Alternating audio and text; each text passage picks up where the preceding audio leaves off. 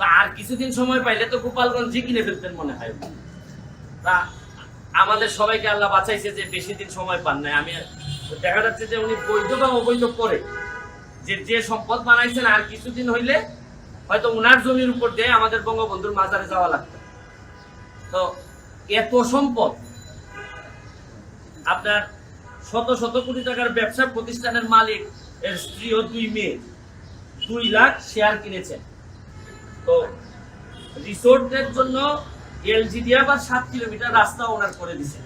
যাই হোক, আইজিপি মহোদয় থাকলে এলজিডি তো একটু আপনার ফেভার করতেই পারে, বা একটা ভয়ের প্রশ্ন থাকে। এখন প্রশ্ন হচ্ছে কি, বৈধ অবৈধ, এখন প্রশ্ন হচ্ছে কি, এত সম্পদের রিপোর্ট আসার পর আমি ভাবছিলাম যে আমার মনে আশা লাগবে না, দুদক নিজেই হয়তো এত বড় জিনিস দেখার পর দুদক, আবার শুনতেছিলাম দুদকের চেয়ারম্যান মহোদয় বলছিলেন যে ওনারা একটা চিন্তা ভাবনা করতেছেন